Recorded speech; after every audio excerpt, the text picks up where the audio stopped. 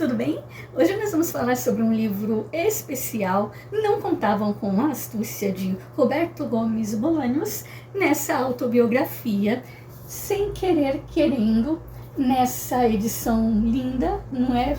Super caprichada, fofíssima, olha que capa maravilhosa, gente. E essa obra realmente, assim, me chocou, me deixou muito feliz, eu tive uma gratíssima surpresa, porque foi muito mais do que eu esperava, porque o que eu queria, né, ao adquirir este livro, é conhecer um pouco mais da história, né, do Chespirito, conhecer os bastidores, eu queria saber, né, a receita do sucesso, como que é ser o criador, né, tipo, do Chaves, é um produto que está aí há vários anos passando na televisão, ou seja, marcou a infância de várias gerações, e enfim, eu queria saber, esse foi o meu interesse, né. Nós vamos ter aqui uma autobiografia, é o Bolanhos contando a sua vida, mas de uma forma livre, sem nenhum filtro. Ele vai falar o que ele pensa, ele vai contar todas as suas experiências, vai utilizar palavrões, inclusive, nós vamos ter aqui situações inusitadas, ele vai contar tudo, sem papas na língua, realmente. Então, veja bem, um homem cujo apelido era Chespirito, ou seja, pequeno Shakespeare, tá? Shakespearito. Então, e de tanto falar, pronunciar, né, pra lá e pra cá, eles deram uma mexicanizada no nome, acabou virando Chespirito, com CH mesmo, né, de tanto falar, de tanto pronunciar, Chespirito, e pegou. Então, veja bem, um homem que tem esse apelido, pequeno Shakespeare, é porque o cara é bom, ele sabe escrever, ele, né, enfim, é talentoso, e enfim, e de fato, né, ele é muito inteligente, ele é muito talentoso, é escritor, roteirista, ator, cantor, dançarino, nós vamos ver depois, enfim, tem que se respeitar realmente a história. E o que eu mais gostei, né, da forma como ele escreve, porque esse livro aqui é, assim, absurdamente bem escrito, é muito bem escrito, ele coloca todas as suas experiências, né, como eu falei, de uma forma muito viva, muito real, sem filtro. E mais do que isso, ele vai nos basear historicamente. Tudo o que acontece, ele tem uma visão ampla, vai contextualizando em cada momento da vida dele o que estava acontecendo ao redor. Ele vai citando várias coisas e como essas coisas históricas afetaram a sua vida. Por exemplo, ele vai citar aqui quando a sua esposa foi dar à luz, né, o seu filhinho, a sua filha, foi o dia da final entre Brasil e México. E foi um dia muito especial, né? Enfim, então, ou seja, ele vai, né, dando aí essa base histórica. Chespirito nasceu em 1929, tá? E ele vai começar contando logo de cara como é que foi ali a gestação da sua mãe, foi turbulenta, teve um episódio lá que quase a mãe perde o bebê, quase ele não nasce. Ele diz que ele teve uma infância um pouco confusa, né, ali por volta dos seus 6, 7 anos, né, na época da alfabetização, quando ele iria para a escola, porque o governo estava literalmente perseguindo e matando cristãos, tá? Foi um tempo pesado, ele cresceu no meio disso daí. Então, uns falavam uma coisa, outros outra, e foi um período cruel, chamado inclusive Cristiada. E, gente, se você quiser saber mais desse período, como é que foi essa situação, tem um filme chamado justamente Cristiada, que vai contar essa revolução aí dos cristeiros, que foi um grupo de cristãos que se rebelou, que eles se mantiveram firmes ali, né, no meio dessa perseguição. Mulheres, crianças, inclusive, foram mortas. Tem um menino, um rapazinho, que inclusive ele vai ser pego, ele vai ser morto, e naquele momento em que dizem para ele assim, olha, ainda há chance para você, é a sua última chance, você negue esse seu Jesus, e o menino olha, né, nos olhos do rapaz e diz, viva Cristo Rei, né, que era o grito de guerra deles lá, viva Cristo Rei. O menino então é morto, Naquele momento ele pega o seu próprio sangue, ele consegue desenhar uma cruz ali no chão e ali ele, né, se prostra e morre naquele momento. Esse menininho hoje, né, o corpo dele está incorruptível. Obviamente o Papa canonizou, né, esse rapaz, né, esse garoto como santo, e alguns outros também mártires ali dessa Revolução Cristeira. Então olha que interessante, né? E ele, então ele cita, ele nasceu nesse período e viveu esse período, ele viveu a história, ele vai falar de várias coisas, ele vai falar de John Lennon, ele vai falar do aparecimento dos Beatles, ele vai falar da morte do presidente Kennedy, da passagem do cometa Halley, né, do homem pisando na lua, e enfim, tudo ele vai contextualizar e né, contar para nós. Então é uma verdadeira viagem também cultural. A gente vai entender um pouco da cultura do México, de toda a trajetória. Olha só, né, quantos anos ele está narrando ali pra gente, as mudanças sociais, as mudanças políticas, mudanças de políticos e presidentes e tudo mais. Enfim, ele vai contextualizando tudo isso pra gente e é simplesmente maravilhoso. Acho que esse foi o aspecto que eu mais gostei dessa autobiografia. Enfim, então ele cresce um menino um tanto desajeitado, um tanto retraído e com baixa autoestima, porque afinal de contas ele tinha baixa estatura mesmo, ele era bem baixinho, e isso era um incômodo para ele, entre outras coisas, né? Ele não se achava bonito, não se achava, enfim. Então ele cresceu com isso, e é o tipo de coisa também que levou, que influenciou até a vida adulta, sabe? Isso de eu não faço nada perfeito, então ele é perfeccionista, né? E para ele nada do que ele faz está bom o suficiente, ele quer sempre mais e sempre melhor, e enfim, né? Ele leva isso aí para a vida adulta também. É muito interessante, né? Ele tem que se impor, né, para conseguir respeito, admiração das pessoas, conquistar as menininhas, né, já que ele era baixinho, ele tinha que mostrar outras coisas, outros talentos, e aí por aí vai, né, a vida não foi fácil para ele. Então ele tinha essa coisa de querer fazer para querer ser aprovado, querer essa aprovação e fazer bem feito, sabe? Então ele teve sempre isso com ele, e é muito interessante. Então tudo bem, ele cresce, ele consegue um emprego trabalhando ali, fazendo jingles, né, escrevendo jingles para comerciais, pequenos textos ali para comerciais, começa a fazer textos também cômicos para alguns programas ali de sketch humorística, né, e ele, de repente ele é, né, oficializado, ele começa a escrever para esse programa humorístico, começa a escrever os quadros e tudo mais, né? Ele começa como escritor, né? Até que um belo dia um dos rapazes ali falta e era importante, né? O programa era ao vivo e esse cara faltou. Como ele mesmo era escritor e ele mesmo sabia as falas, ele disse: deixa que eu faço.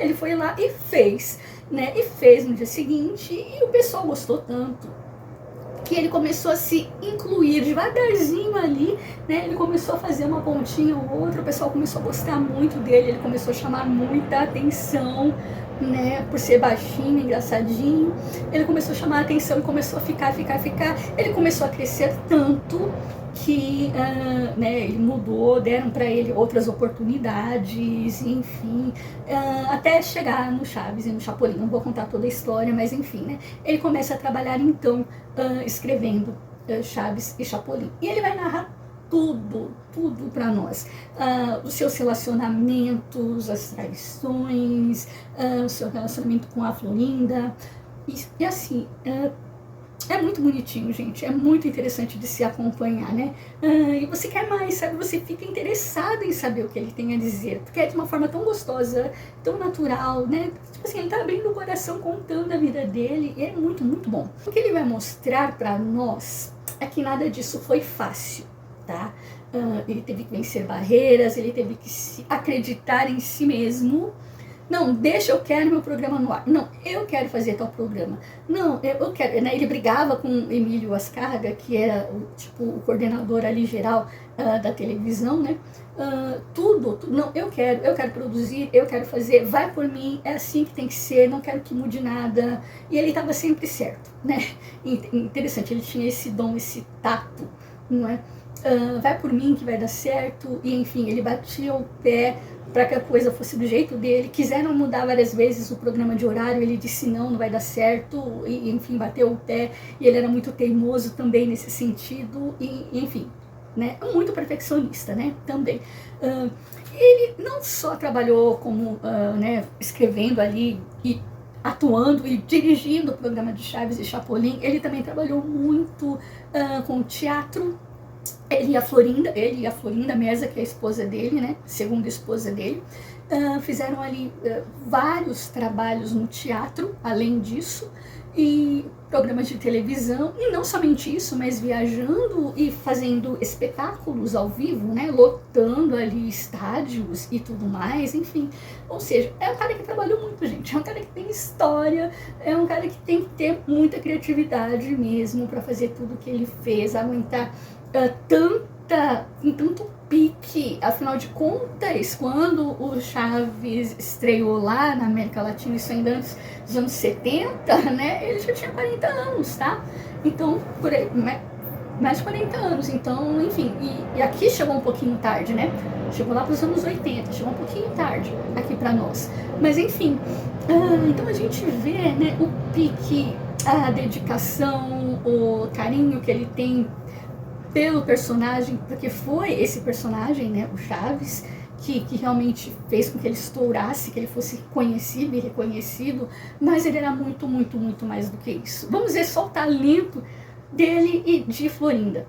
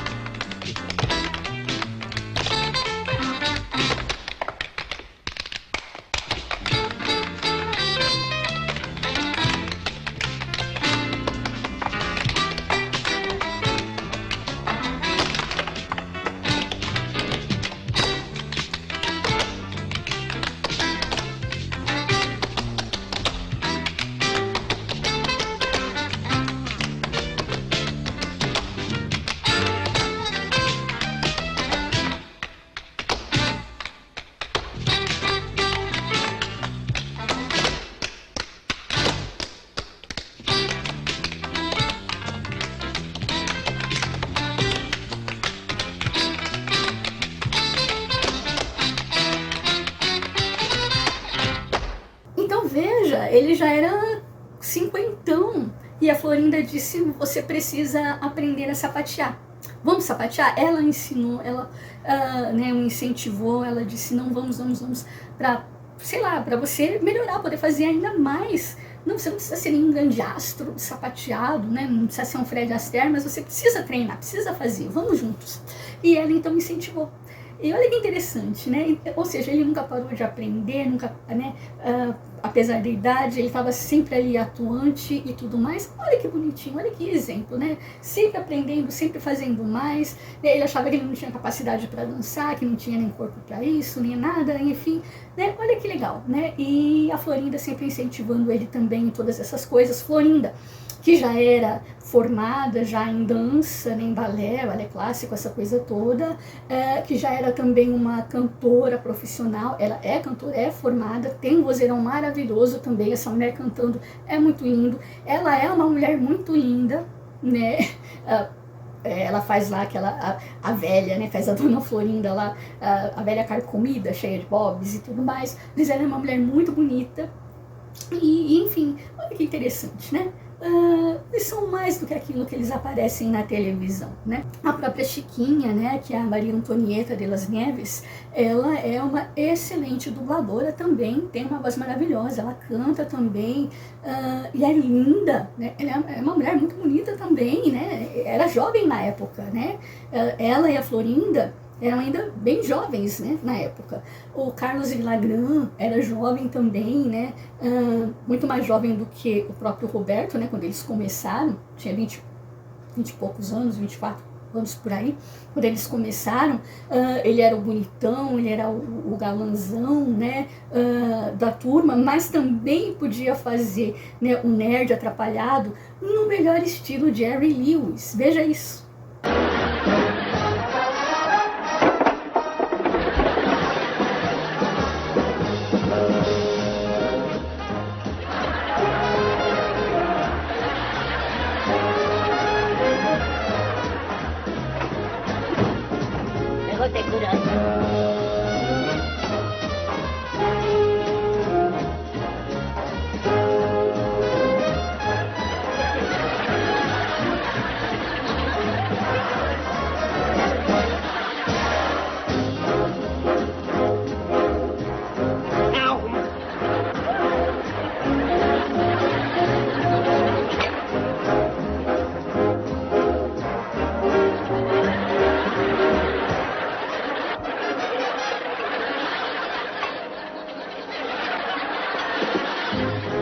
Tem o Senhor Barriga, né, que é gordinho e aquela coisa toda.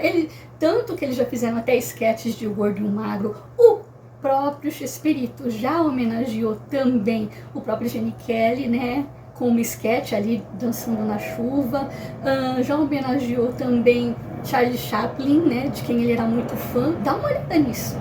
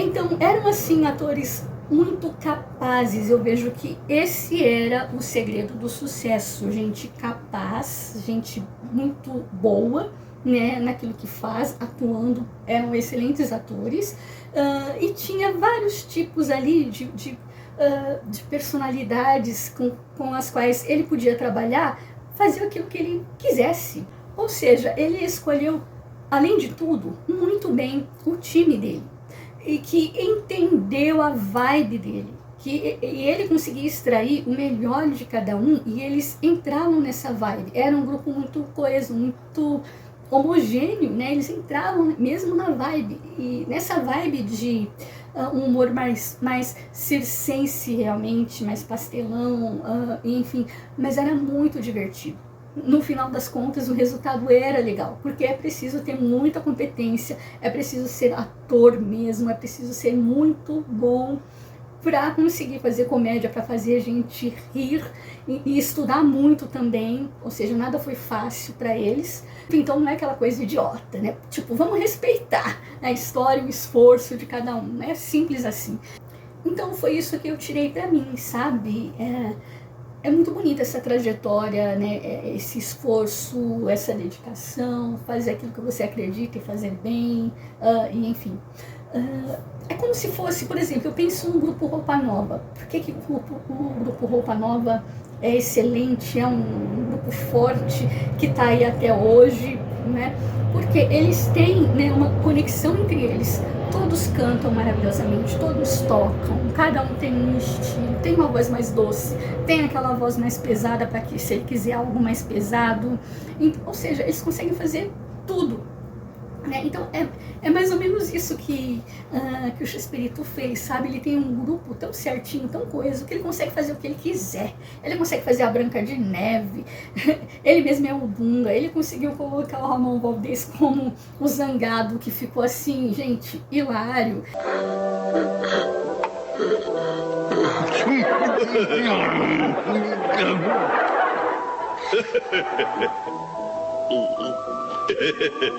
Por que você não empurra o Soneca de volta, dengoso? É que eu tenho vergonha.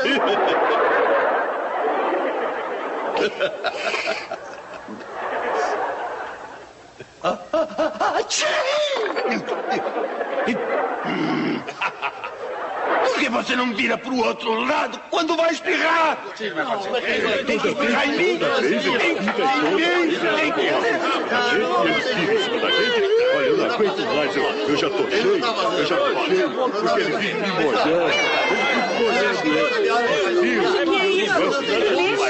Silêncio! Silêncio! Com licença.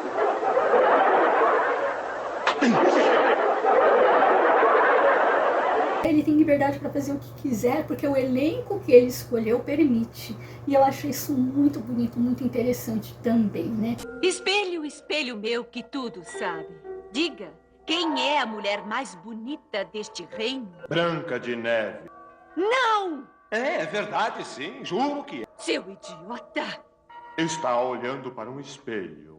É um grupo só e cada um ali faz falta. Começaram a fazer falta quando começaram a acontecer algumas perdas, né? Quando Carlos Villagrán saiu, enfim, depois a Maria Antonieta, o próprio Ramon Valdez saiu, e enfim. É claro, né? Nenhum deles conseguiu funcionar sozinho, né? O Carlos Villagrán não conseguiu se sustentar sozinho, apesar do grande sucesso que ele fazia no seriado como no Chespirito, não conseguiu se sustentar. A Maria Antonieta da mesma forma, apesar de que ela ainda se deu bem, ela ainda saiu, mas ela, né, disse, olha, eu vou, mas eu volto. Ela deu uma saidinha, fez os projetos dela, que ela queria fazer algo específico, né, fez alguns projetos, alguns programas lá da Chiquinha, gravou um álbum e tudo mais, e voltou, né?